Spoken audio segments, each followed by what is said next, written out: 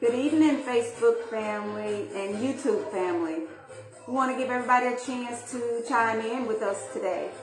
Brian and Jan are back today on this beautiful Sunday evening, September the 17th. September the 17th. 2023. It's been a wonderful weekend. The weather is just superb. Yes, it is. So we just want to give everybody a few minutes to come on. I know everybody's had a busy weekend being out, enjoying this beautiful weather, and actually just enjoying this beautiful weather. We needed to cool off a little bit, I think.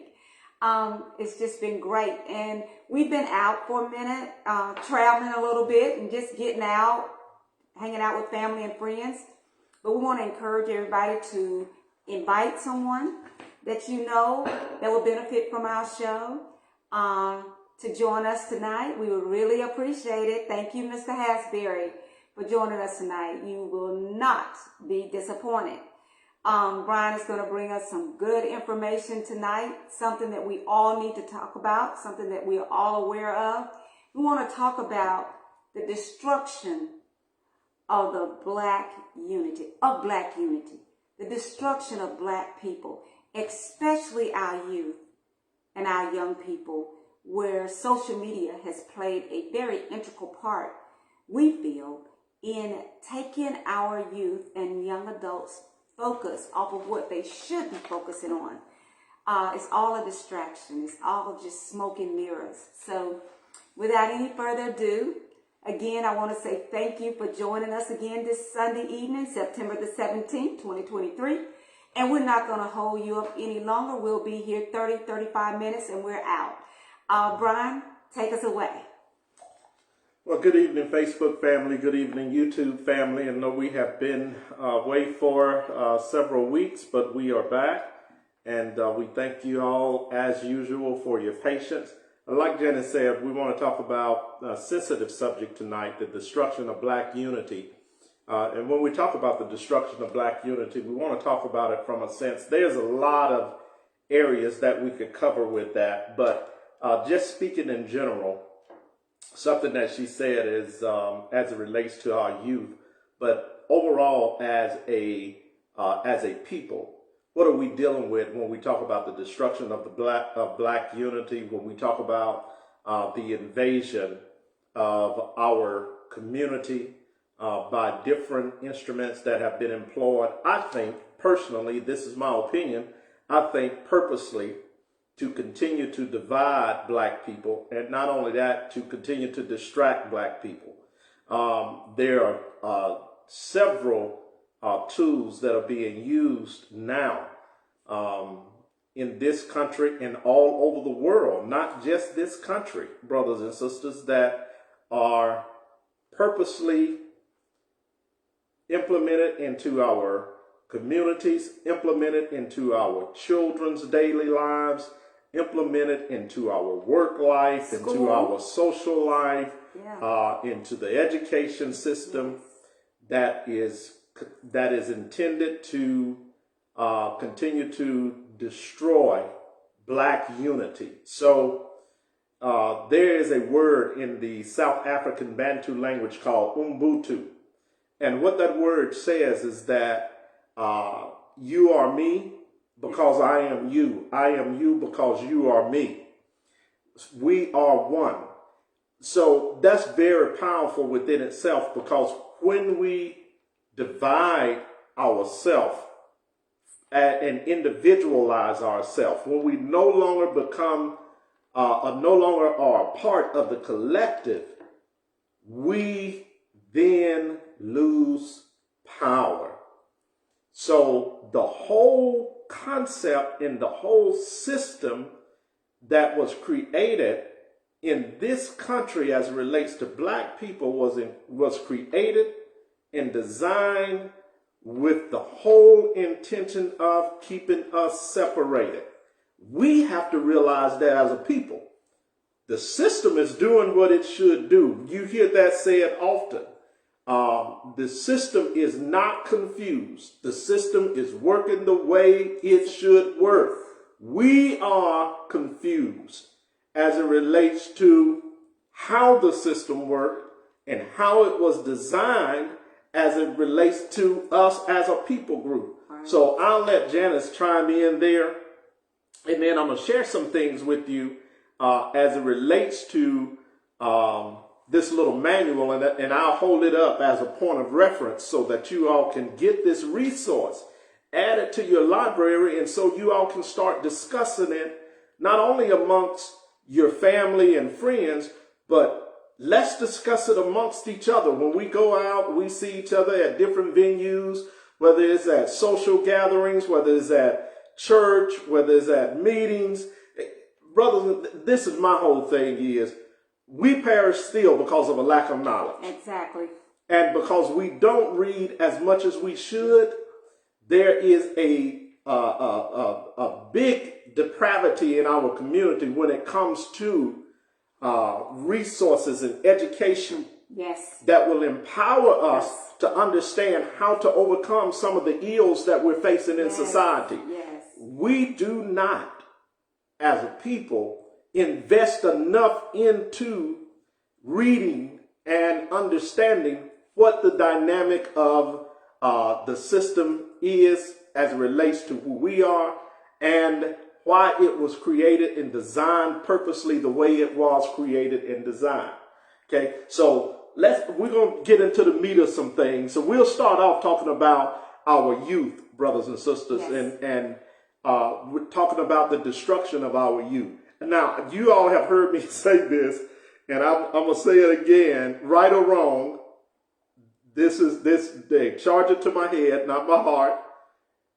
I believe that the whole system was designed for the annihilation, to annihilate black people. Brian, when you say system, what system are you talking about? That's a good question. So I'm talking about systems in place as far as governmental systems, governmental programs. So let's use one in specific. The education system was not created to educate black people. That's number one. We have to realize that. Okay. So what we're seeing now as it relates to the infusion of charter schools, magnet schools, private schools, and the getting rid of public schools is working in compliance to how the system was created. Okay. Black people were not intended to get an education in this country. We were not ones that were privy to the white man's education. So we were denied that at every turn of the century. Okay. So in the 18th century, early 18th century, which is the early 1900s, we were fought against. When you look at the mid 1900s, education, even though there was an education boom, I've talked about that often, after the Civil War and Reconstruction from about 1870 to 1920. After that, that boom began to die down. And ever since then, watch this, and this is powerful, brothers and sisters. It has been on a state of regression. It has been in a state of regression, not in a state of progression. So if you look at 1954, 1955, in Brown versus the Board of Education, when Thurgood Marshall wins that case, okay, and we they began to integrate school systems. When you have the Arkansas 9, you have all of these different, you understand what I'm saying? At the University of Alabama, when you have the integration of the higher education system, there was a fight against that by the state government of all states. It didn't matter where you were. There was a fight against that at that time to continue to deny us in education. Okay. So when I say the system, that is one phase of the system, is education. So education, like I said, the educational system, though it was not put in place as it relates to black people being a part of that equation, and part of the population that was to be educated. Well, Brian, let's just bring it on home. We deal with that. Yes. Yeah. Let's just bring it on home and let's put it out there in just layman's term. What is going on is that back in the 60s, 70s, 80s, and early 90s, we did not have so much technology going on where we knew what was going on everywhere, all around the world. We did not know about a lot of things that were going on. We had to actually open books and read. Now you don't have to do that. Now we have technology where we have social media, Instagram, and you name it. We have all of that available, especially to our young people that this is all they've been introduced to. So what they're doing, they're watching that and they're seeing that. So when we are trying to get them to focus on the important issues, their mind is so fixated on what's going on in other places that has nothing to do with the betterment of their educational knowledge. It is all about entertainment. And when you can entertain somebody for so long, they get to a point they don't want to sit down and listen. That's why we're having kids acting out now. You know, everything they do, they on their iPads, they're on their phones. They got Roblox. They got all of these entities, all of these different games and gamuts that is keeping the focus off of what's really going on in the world. And you have issues where parents are saying, my kids are so brilliant, they're so smart, they're talking, you know, ahead of me. And well, they're getting all this stuff off social media. And it doesn't make it right. It doesn't make it correct. Because kids are getting to the point, they want to dialogue. They want to debate with their parents. You know, my grandson, 4 years old, I was correcting him the other day and he told me, Grandma, you're causing me so much emotional damage. So, but I'm just saying, Brian, that is what's going on. They're not hearing us. They're hearing social media. That is what's going on. That's who's teaching our kids. I think, let's say, and I think we have to look at social media as one vehicle that is being used as a prop for education as it relates to our children. So when we think about the whole social media boom that's happening, a lot of times now, and let me play the kind of the devil's advocate here, with social media and with the boom in technology, also when it comes to children needing parental guidance. A lot of parents that have children were actually not parented at all. They didn't have an example. So a lot of the young mothers today that we're seeing in our community had mothers that were negligent even in their upbringing. Well, Brad, a lot of them were working two well, that's jobs. what I'm getting to that. That's what I'm getting to. Okay. So I'm getting to the reason that we're seeing some of the issues in our communities. Now, this is not making an excuse for us not taking the time to, as best as we can, to try to educate our children. And if we are not educated enough to educate our children, then find resources that are available to help in that particular aspect, whether it be a tutorer, whether it be a young men, young women's, club, tutoring club, or whether it be taking part in a Y program or a community program that offers some form of education, whether it be taking part in a church program that is set up to educate our children on their history, maybe educate them as it relates to mathematics, sciences, all of those things. So that's why I said initially starting off, we cannot individualize the problems in our community. We as a collective can handle those issues if we realize that, there again, I am because you are because I am. So if we go back to that, you understand what I'm saying?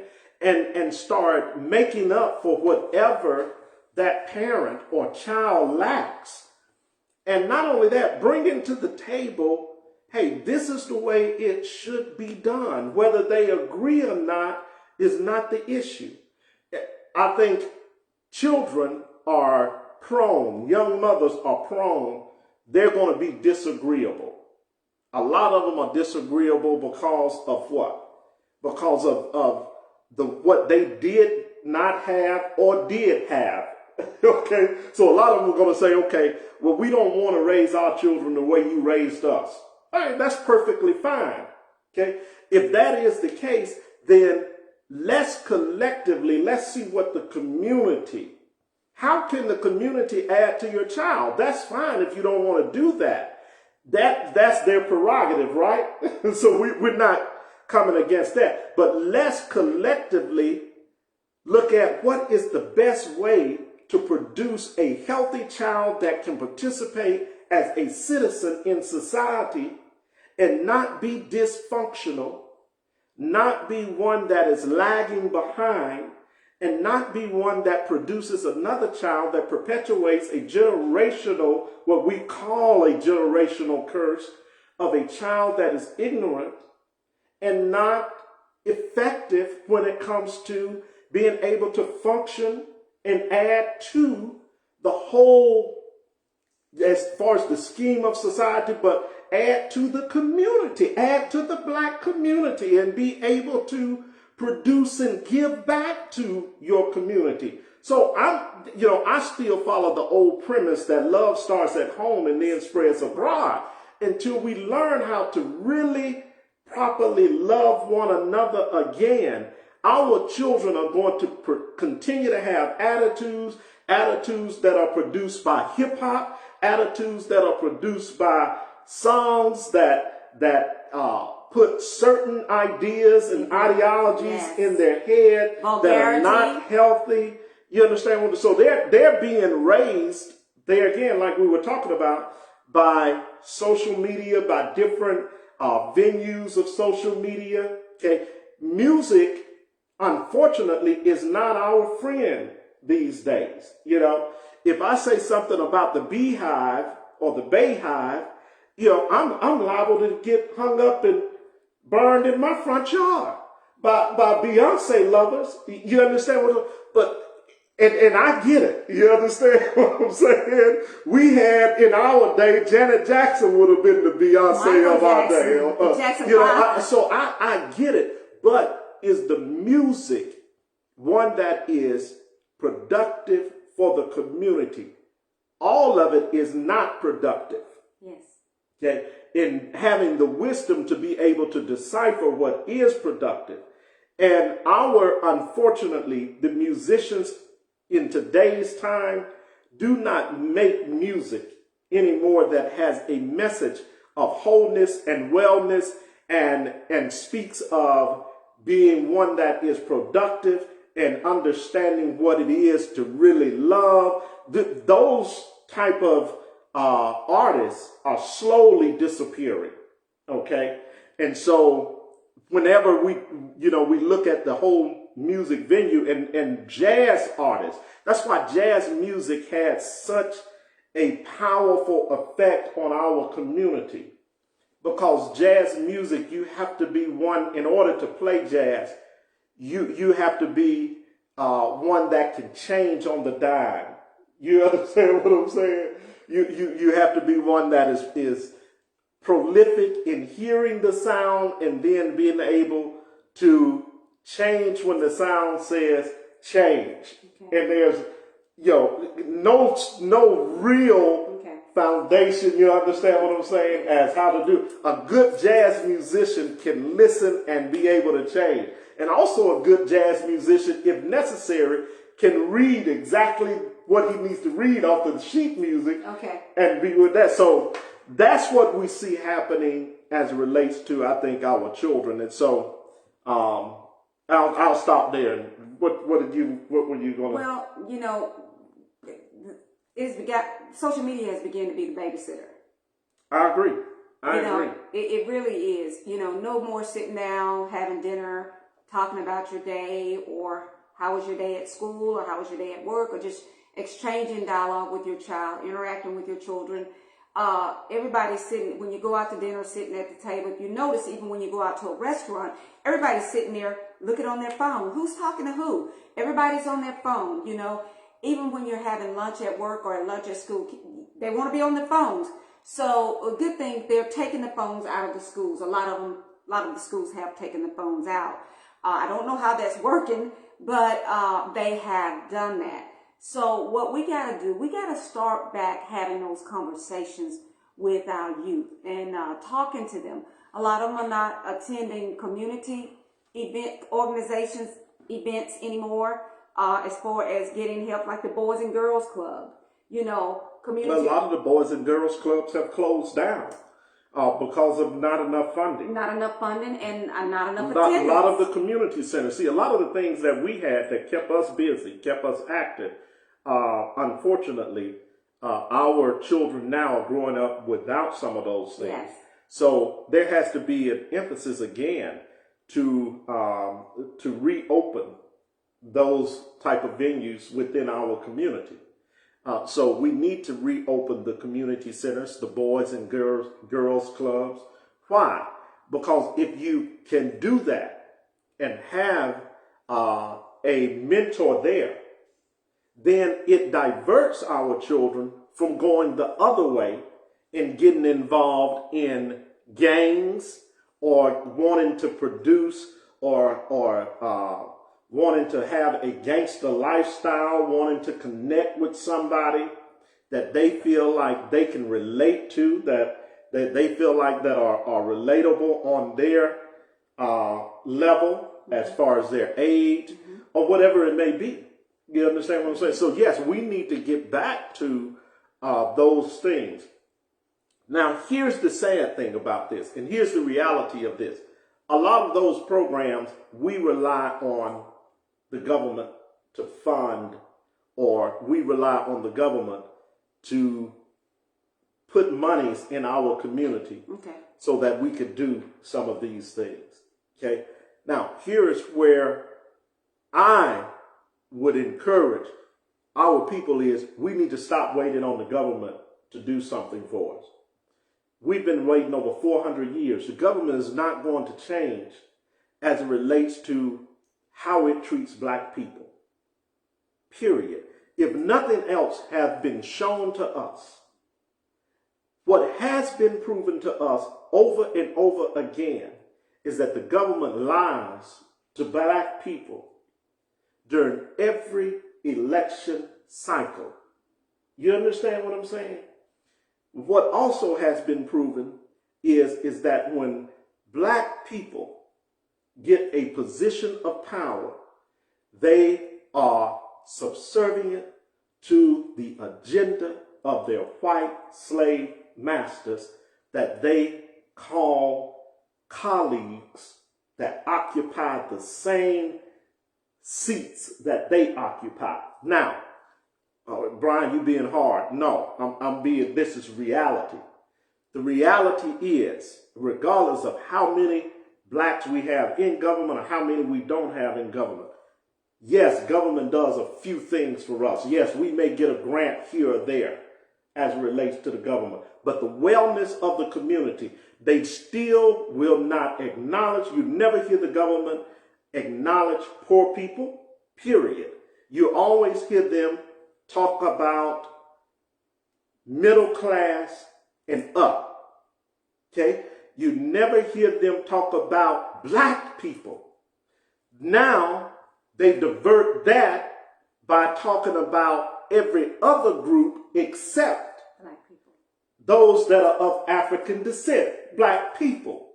So there are two things that the government is consistent at doing, and we need to wake up and realize that our black caucus, that I call the Black Caucasians, and that every black up there, now I'm not saying that some of them may not have good intentions when they go, but they don't have any power to change the structure of the system.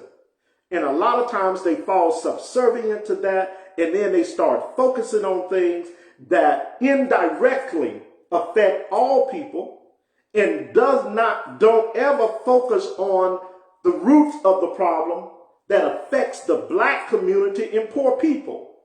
Okay, so when you talk about poor people, you got to talk about economics. Okay, the government will never address economics in a fashion or in a way to where it truly helps poor people. Okay, they talk about the bill, the child care bill, that supposedly lifted all of these children out of poverty. That was a blatant lie. That bill did not lift any child out of poverty. Okay? Because, and how do you measure poverty? You measure poverty by the highest income to the lowest income. And if you measure it to the lowest income in the black community, the lowest income is at 0. So when you take that medium income between the highest and the lowest in whatever group you're in, you're looking at with black people that were making less than $25,000, $30,000 a year, maybe that was getting that child care benefit. It did not produce for them being lifted out of poverty and exceeding the medium income, which is possibly at this particular time $60,000 to $75,000 a year. Okay, and that's one person. So you're talking about a 2-parent home that's working. You're looking at $100,000 a year now falling into the medium income bracket because of inflation, because of a war that I still say is senseless in Ukraine, that was produced and instigated by the United States, and we're using Ukraine as a puppet to fight Putin. That's why we have to pay them for what they are doing as our puppet.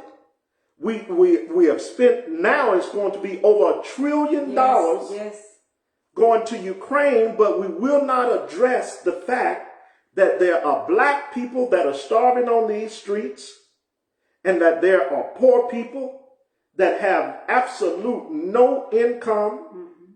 The government now is talking about doing away with the food assistance program that we know as food stamps or SNAP, whatever we want to call it. There is nothing in place at the moment that will reinstitute the child care credit, where we could pay mothers to offset the high rising cost of child care. Now it's $130 to $200 a week plus for child care for one child. Okay, so there's nothing really being addressed in the black community. The black community, more than anything, we need an infusion of economics, of monies to come into our community.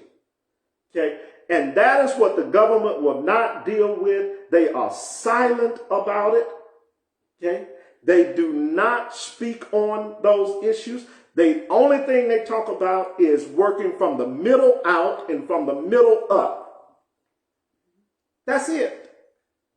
And it is a shame that our black politicians, for some reason, think that work is being done in our communities. It saddens my heart to see that we fall into that trap every time. Okay? It saddens my heart when the president drops into a majority European area that suffer from a disaster, but yet he drops into Black Selma, Alabama. The European area gets aid immediately, but Selma has to wait 2 years because, disasters take time. And then you have leadership that are so weak, they just want a photo op, be behind the senator, and not raise the issue and not be. See, Frederick Douglass said, power demands, what is it? Power demands nothing without a struggle. Okay? So when you have to demand something, and when we stand behind our senator and say that, yes, we've been here before, yes, we're going to be okay, we'll make it through this, and when we can't demand nothing, when we don't have the mentality, when we don't have the testicular fortitude to stand up and say, no, we're tired of waiting. Why are we still waiting? Yes. When you can aid everybody else and you move quickly for everybody else, exactly. If we're supposed to be a part of this country, why can't you move quickly for our people? You got people that are leaving. You got houses that are being demolished daily. You got people's lives that have been turned upside down, but yet you still want us to wait. I have a problem with that. For me, it doesn't show a backbone. It doesn't show any political savviness. And you look at the opposite of that. You look at a Ron DeSantis that says, I don't want to meet with the president. Exactly. Send the money to Florida and we'll build. Yes, that's exactly right. Yeah, And that's what they did. And Alabama governor, we know with her racist, she's a grand wizard, literally, of this state. So, and I know that a lot of black people think she's wonderful, but she has not stood up, in my opinion, for any black area. In all of the money disbursement, when we saw that $90 million disbursement that came into the state of Alabama, the counties that received the least were still the black belt counties and black people. So I have a problem with when we do not raise the issue. See, when you are a free man, you're a free woman, you can stand up, speak your mind, and you can stand for your people, and you can demand equality for your people. If we are part of the democracy, then treat us equally like you treat everybody else. And when we cannot say that, when we are afraid to say that because we will offend the status quo, that is not a leader. That is somebody that whimpers down to the fact. So what I am doing is encouraging black people. Black churches need to all have some type of school, mentoring school, tutoring schools. They need to be open not just on a Sunday. Black churches need to, if they can open every day of the week and have a tutorial program after school, they need to do it. At least 2 hours a day. If they can't do every day of the week, start with 1 or 2 days of the week and designate it as a tutorial session where you have volunteers to come in, one to teach math, one to teach science, one to teach African history. At least start opening your doors to educate our children.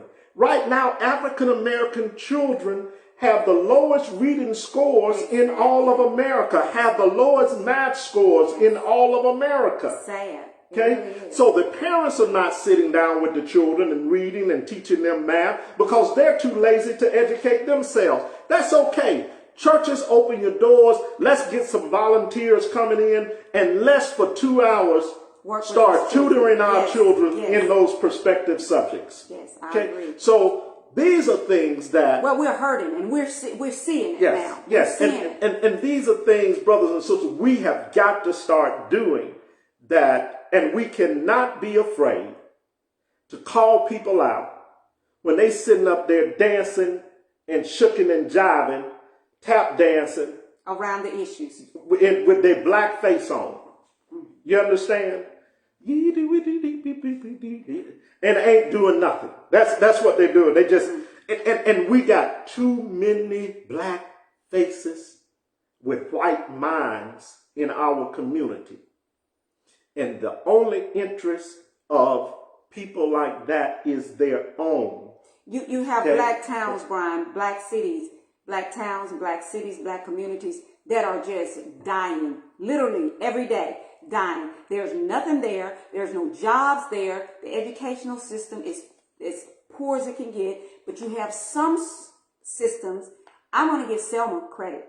They are doing, those educators down there, they are working hard. They really are, to help pull those kids up. They are providing a lot of assistance to those kids. Now, it is left up to the schools can do their part, but when that child leaves school and goes home every day, that's where they spend the most time. That someone has to be accountable and working with those. The system is broken. Kudos to the teachers that still teach and are not there just to receive a paycheck. Yes. Okay. Now, I don't know about Selma school systems. I'm not there enough to say what they're doing or what they're not doing. Okay.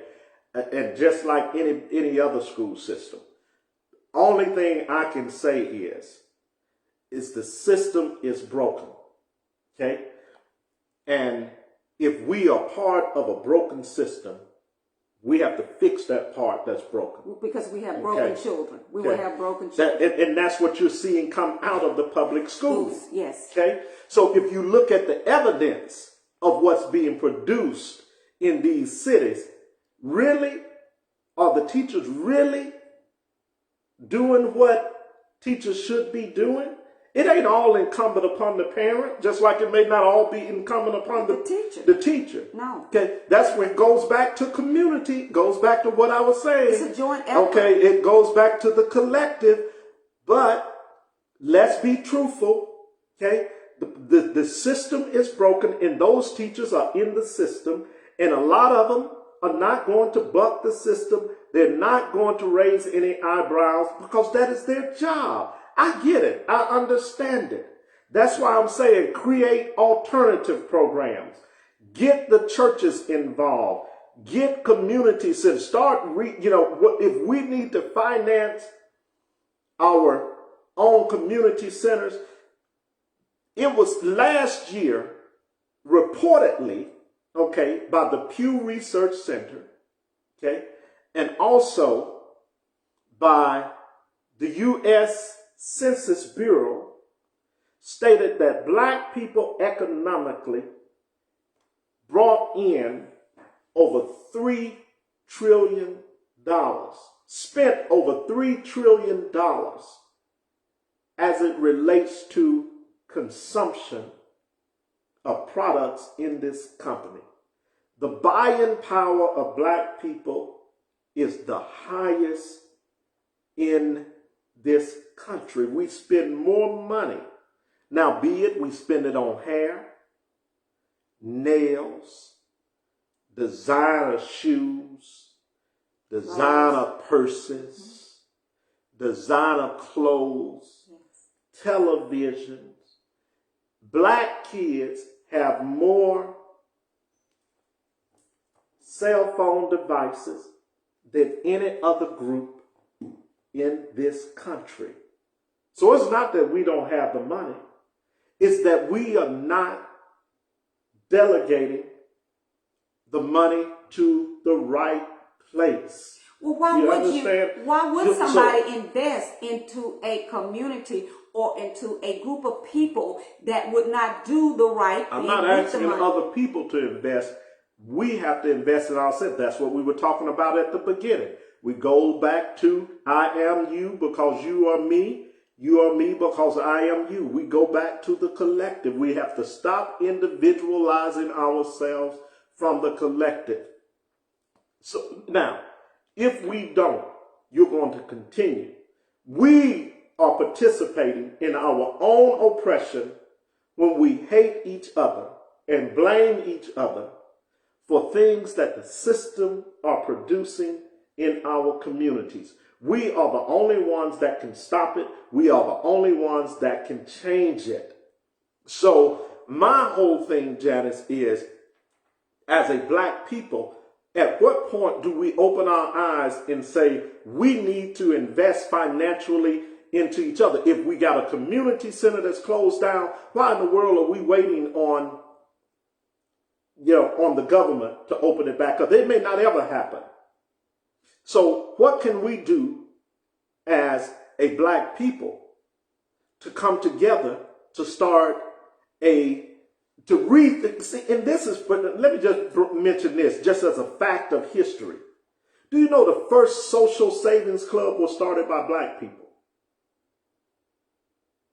Okay. Social savings clubs at one time were very, very popular. Yes. They were started by black people to deal with the lack of needs within the community. Okay. Why can't we do something like that now?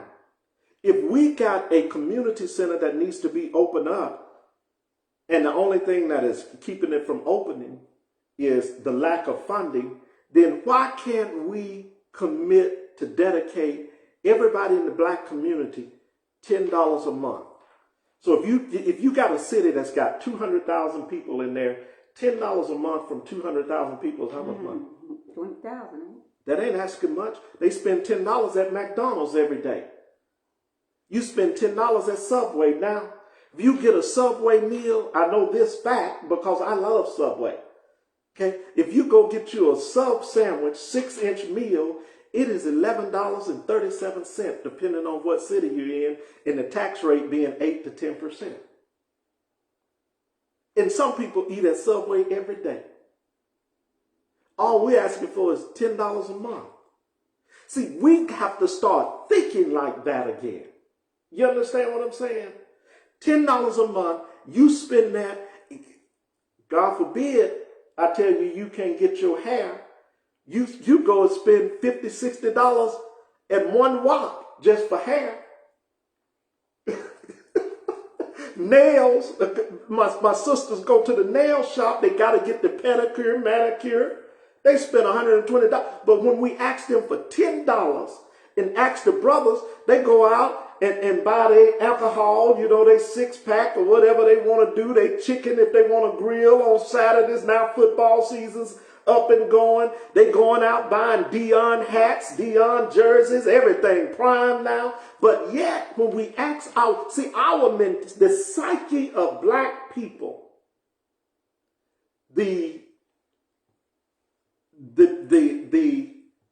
bad, if you will, if I could just use that simple word, bad stinking thinking of the black community now is what is keeping us held back. And you know, it's sad, Okay. Brian. People don't want to hear that. Well, They don't want to true. hear the truth. You know, the truth hurts. That saying, the truth hurts. And because people don't want to hear the truth, we suffer. Our children are going to suffer. Can you imagine what we're going to look like in 5 years or 10 years if we continue down this trajectory? Mm-hmm. It's not going to be pretty. Could I read this to you? Yes. Okay. Listen at this, everybody. I want to read this. I want you all to hear this. It says, many of our youth seeking a connection have resorted to gangs and gangster lifestyles due to superficial representation of organization and survival, rather than addressing our dilemma and devising plans that will empower and organize our people. The successful blacks in the entertainment industry appear more interested in bling-bling existence, diamond-laid bathtubs, and unsustainable lifestyles, while the educated ones are disputing the existence and causes of the problems in our communities. Much of our media glorifies violent and licentious behaviors, which through the rewards are immediate, are fleeting, and leaves us in the same or worse turmoil than we were before we began. Our children are being raised by cartoons produced by people whose motivation is profit, not the careful nurturing of a young mind.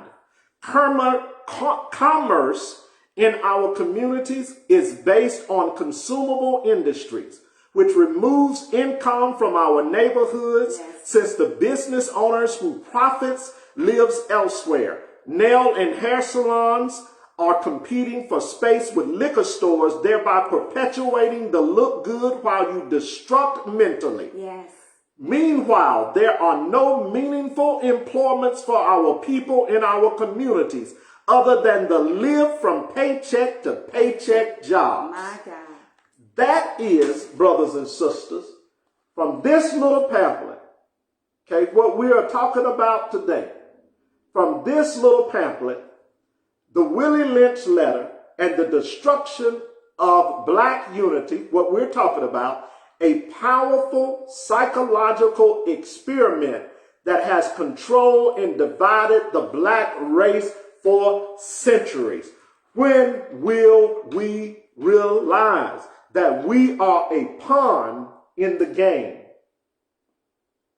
Okay, we're on the chessboard. Yes. Okay, we have to realize that we are being used as a pawn, one of the weaker pieces Of the puzzle, of the chess game. You're right. You understand what Yes, I'm saying? I get it. See, I get it. I right see it now, every day. we are at the bottom of the social ladder. Every immigrant group that have come in the last 10 years has exceeded black. is above black people now. People don't want to hear it. They don't want to hear it. It is factual because the data is there to support what we're saying. You can just open your eyes and look around and you see it. Absolutely. You don't even have to look at the data. Look at the condition of our people. Absolutely. Absolutely. And if you can't see that, then you are blind. Yeah. It's unfortunate, my brothers and sisters, that we are still today having to deal with what we dealt with 200 years ago. It's sad. It's true. With coming, with the exodus out of chattel slavery. But yet, the mental slavery has continued. Mentally, we are still battling in our psyche those demons that have not been exorcised out of our community and that remains in our people, dividing us against one another. And we will never come out of it if we don't come together. We have to come together. Listen, and that's what we're talking about. We're talking about black unity, my brothers and sisters. We got to get out of the crowd mentality. And we got to stop being jealous and envious of one another. Because it's really not about you. It's about the masses. It's not about you. That's right. I tell people all the time, and women, we can be the worst. Mm-hmm. We're horrible. Mm-hmm. We're always talking about, oh, you judging me, and you don't support me, and you don't do this. Support yourself. Mm-hmm. Support somebody else. You understand? Don't look for any rewards behind what you do to help someone else. Do for others. Help somebody else.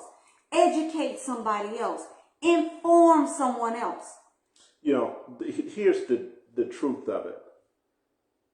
Until black people see on an individual level what our charge should be is to deal with our own dysfunction on an individual level so that we can be useful on a collective level. Now, let me break that down to you, make it simple. Okay? If you have anger issues within yourself, you have to get that straight. Yes. And whatever person you're angry at, you have to ask for forgiveness as it relates to your anger toward that person. You understand what I'm saying? Because that's something that destroys you and it makes you unuseful in the community. Wow. You cannot be useful collectively if you're still harboring something in you that touches you, whether it be anger at a black father, whether it be anger at a black mother, whether you anger at your baby's daddy, whether you're angry at your mama. You have got to forgive yourself. Exactly, Melinda. And you've got to forgive that other person. Yes. In order to be useful in the community as part of the collective. Exactly. Where we do is we bring our own emotional baggage into something thinking that we're going to help each other. You're not. You're not. And it is really, really unfortunate. And it's sad. And we hold on to grudges worse than any other people. And it doesn't matter how much love is shown from one to the other. Now, we'll love other people outside of our circle more than we love ourselves. And we'll forgive other folk outside of our circle faster than we will forgive each other. That's exactly. And that is a cancer that has always eaten black people alive. It's a mental illness. It is a sickness that germinates within our community to this very day. Okay? And a lot of that was behavior that has been learned through our slave masters. Okay? We need to stop there, sweetie. Well, it's 8:10. Well, we need to come on to 7:30. Oh, okay. So we got a few more minutes. Okay. So one of the things that we do, Brian, is that we, and I can say women are the worst at this. We want to look at what the next person is doing. We want to have all the glam, all the glitz, all the fame, when it's a fake and phony lie. If we would just focus on helping someone else that may be in need, that is where your reward, your greatest reward comes from. Melinda says it's a generational curse. And it is it's generational correct. curses. That's correct. Because we continue to perpetuate the same thing over and over and over.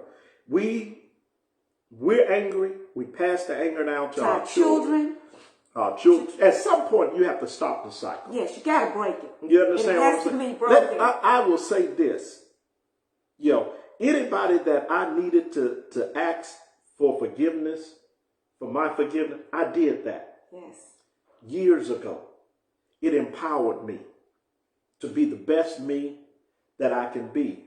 That's why the me now that people see and meet and they say, man, that's something about you. Or, when people meet you, when you deal with who you are in the dysfunctions of who you are, after you correct those things, after you go to God, if there's a higher power other than God, whoever you choose to believe in, you need to go to that. You have to correct that. You have to get that right.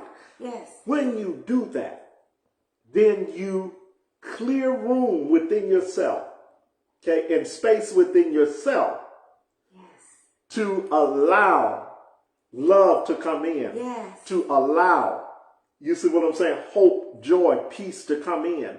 And then you could pass that along to others in the community.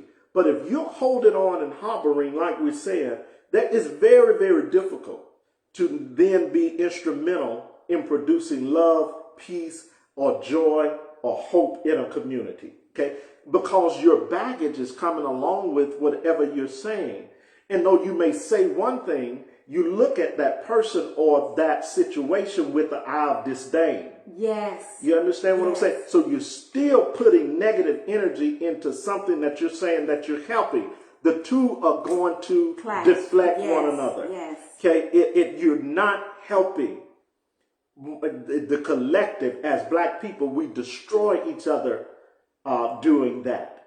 And a lot of times we destroy each other unintentionally. We bring our hurts, we bring our pains into relationships, into community organizations, things of that nature. And we sometimes do it unintentionally, not knowing that we're destructive. You understand what I'm saying? Yes. Trying to help, but at the same time, we're destroying. Being destructive. Wow. So we have to, there again, as a people, we have to recognize our condition.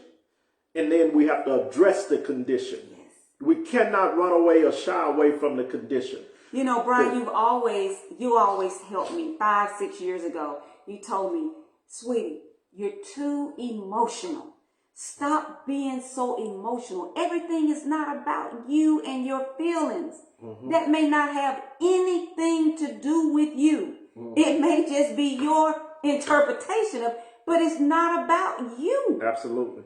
People, we got to move past us.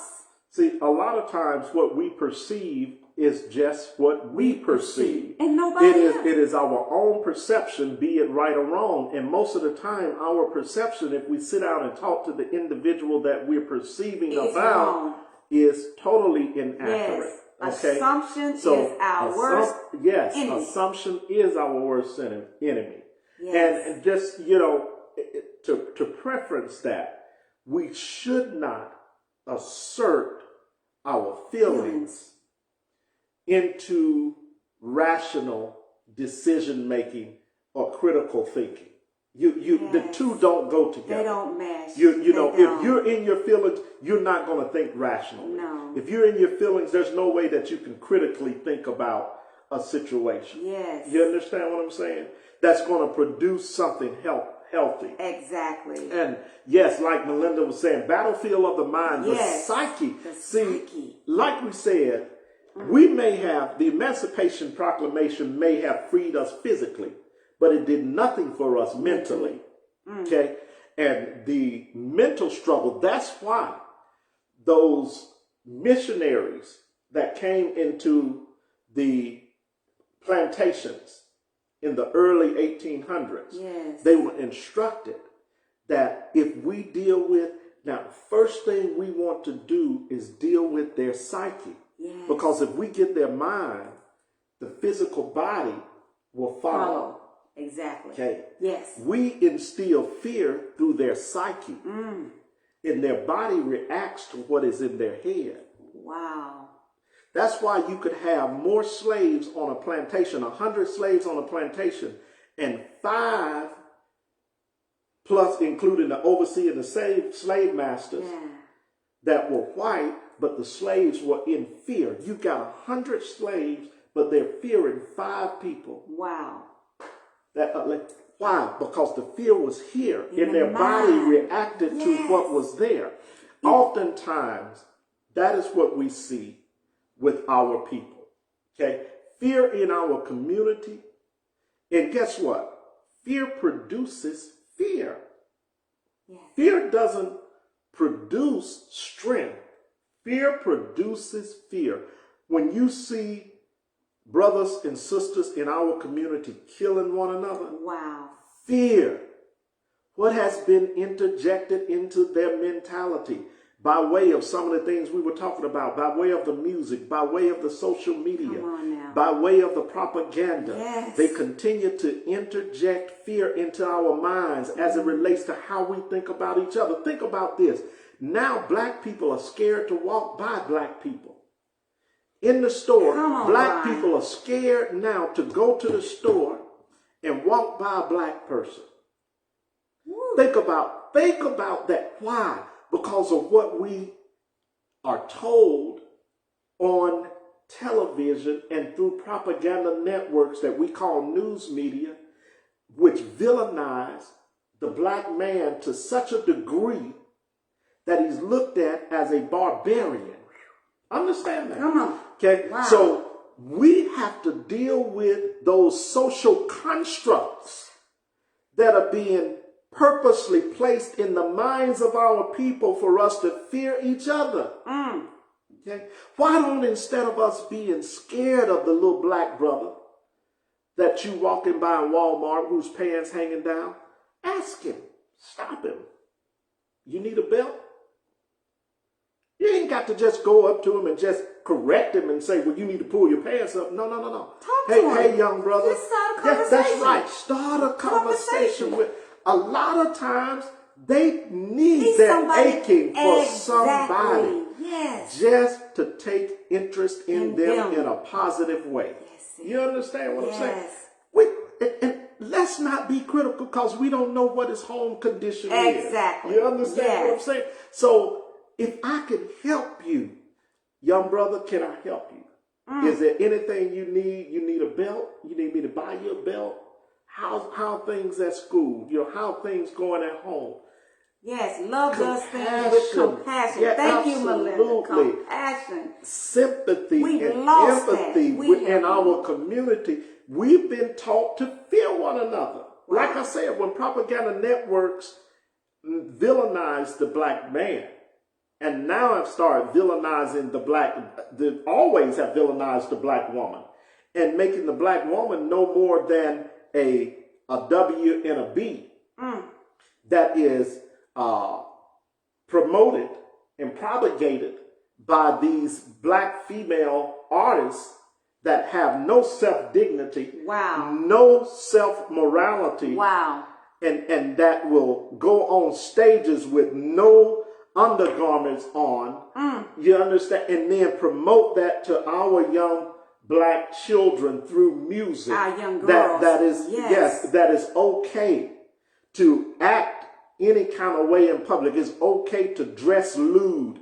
It's okay to have a filthy air about yourself and a filthy mouth. You have your butt out. And to curse and to disrespect elders. All of those things, what we're looking at, it's going on in our community. So that's why we're talking about the destruction of black unity. See, all of those things continue to be divisive in our community. They continue to divide us. And then for the black, see, there's a difference between someone that is part of the intelligentsia and someone that is a black intellect. A black intellect will put his mind to work to solve and organize black people and to solve black problems. The black intelligentsia, watch this now, here's the difference, will highlight those problems, but yet use what the white interests say as it relates to our black people for their own best interests. They'll use the debilitation and the dehumanization of our community to make profit and gain. Now, we got a lot of intelligentsia, but we don't have a lot of intellectuals. Exactly. I get it. You understand what I'm saying? Operating in our community. And enough with the intelligentsia, going to balls and having all of these nice parties, black tie parties and all white parties and all this. You know how we get. Yeah. Okay? Yeah. And yet, we align ourselves in the system, governed by the system, controlled by the system. We follow the system to the T and never accept that the system was not designed to work on behalf of our people. And then push the promotion up. See, Dr. King said this in his book, Why We Cannot Wait.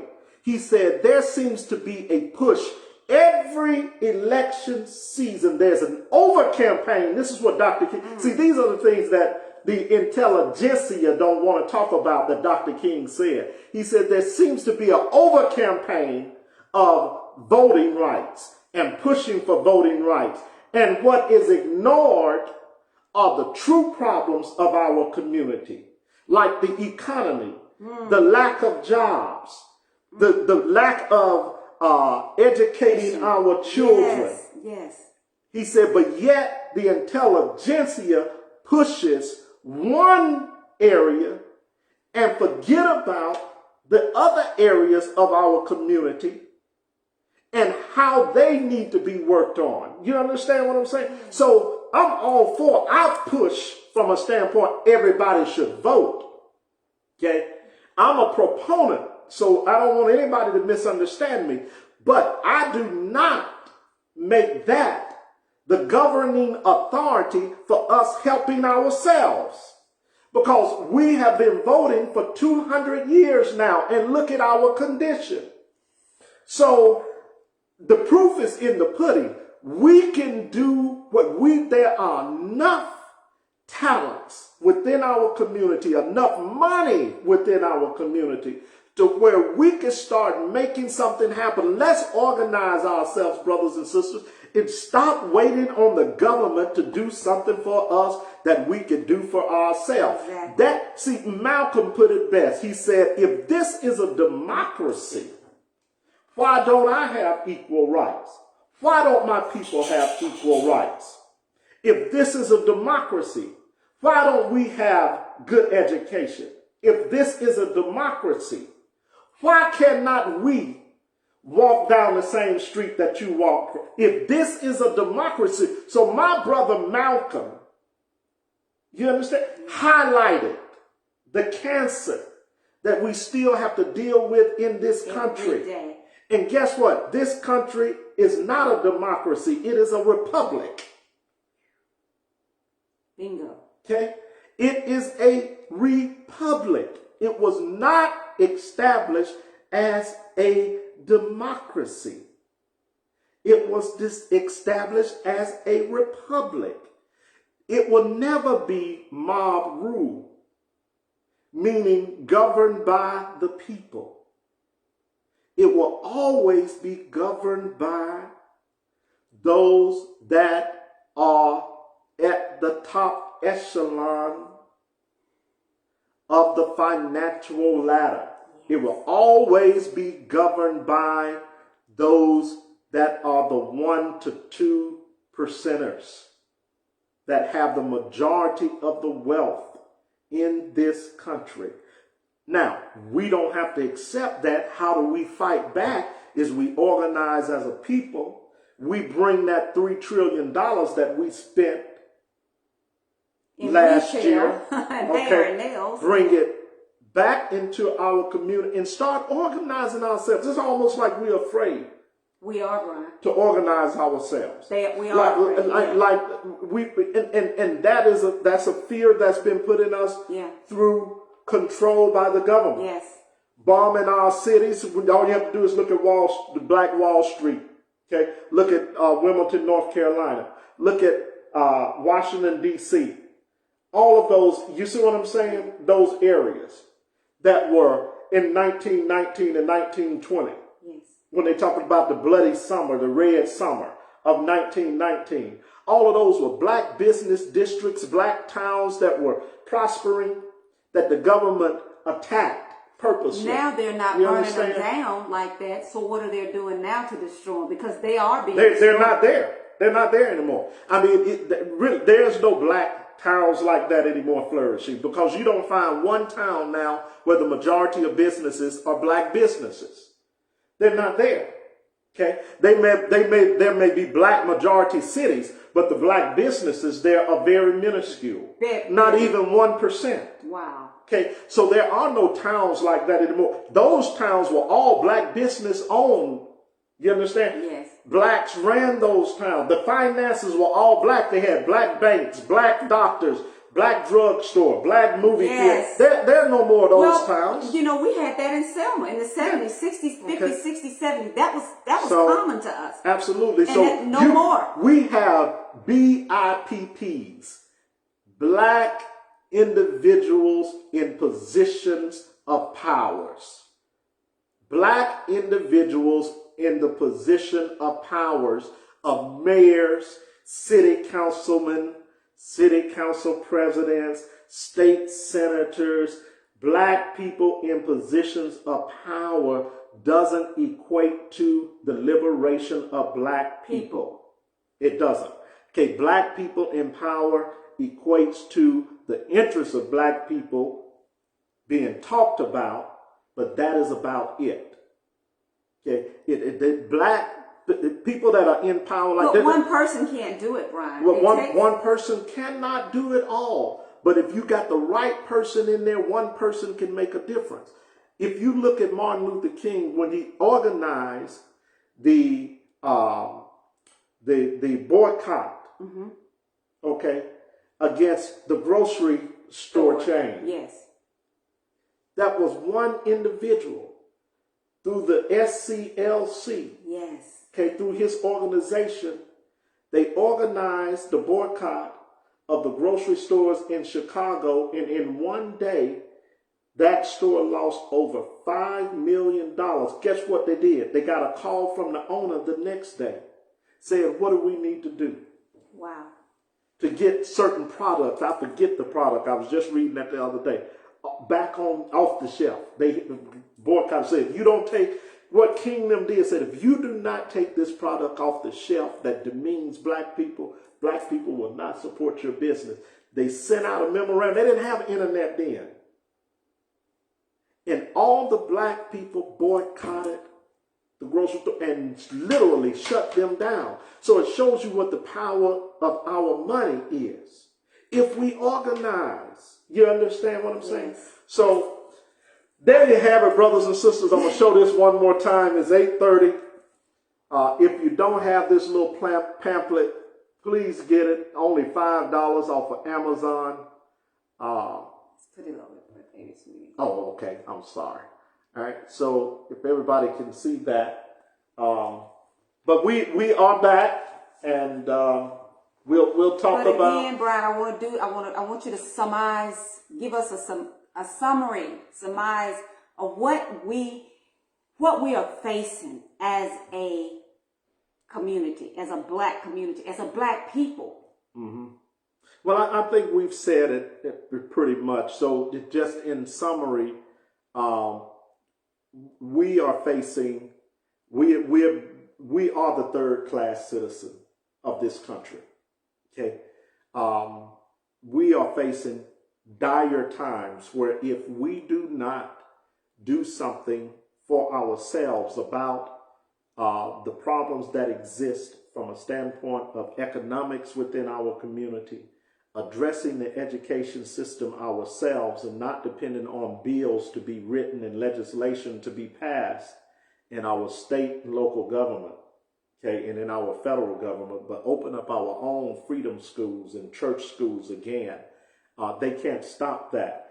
If churches don't open their doors to become a vital part of the community and the lifeblood again, to where we focus on not being a religious group of people, but being a spiritual group of people that is the backbone of and the center of the community. That's another solution.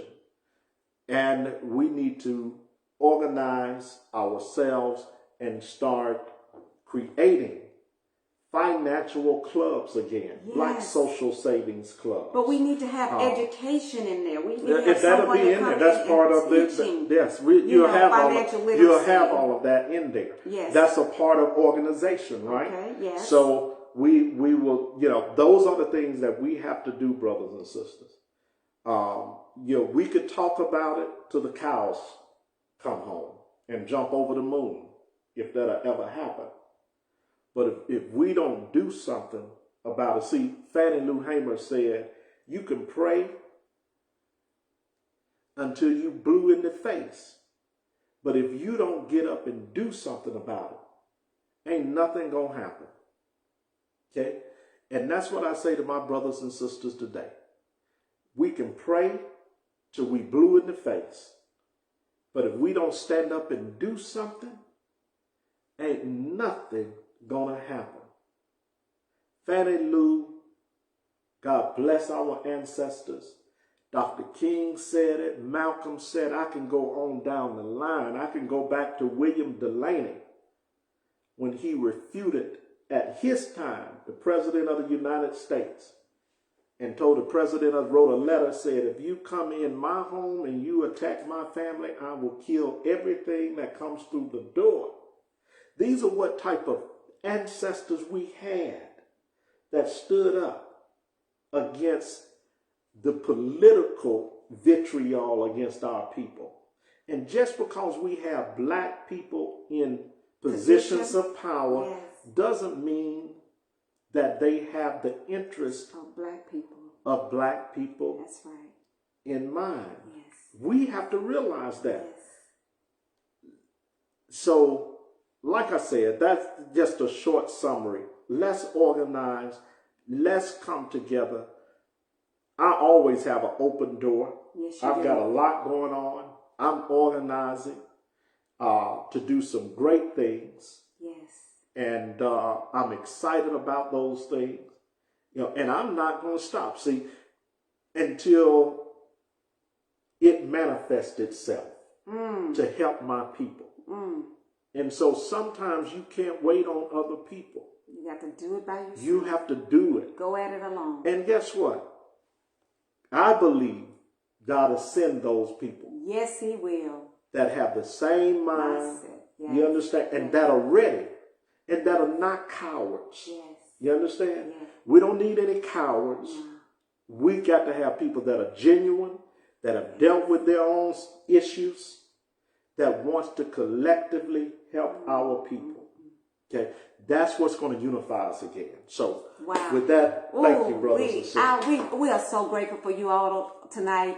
Melinda Peterson, thank you so much. Thank you, we Sister really Melinda. Appreciate Awesome. you. Awesome. Yes, we Melinda. do. Lisa Rudolph, thank you. Yes, thank you, Sister Anita Lisa. Spencer, Yes. thank you. We are Yes, so indeed. grateful to you guys. And Much Terry love. Presley. Yes, to William the brothers. Hasbury, Yes, thank you all. you, brothers. And share this video with as many people as you can. Listen, you guys, we're at war. We are really in times of war. And until we do something, it's all for nothing. We got to do something. Yes. Amen. Thank you all. We will be back next week. Yes. And next week we will talk about the religious instructions of the Negro. And we will talk about how religion has crippled our community. Wow. How we need to get back to being a people that, apart from our faith, understood who we were in the faith. So we'll deal with that next week. Yes, we will win. Yes, we will. Yes, we will. Thank you. Bless guys. you. Bless and you. Thank you all, family, for joining us. We love you. Peace.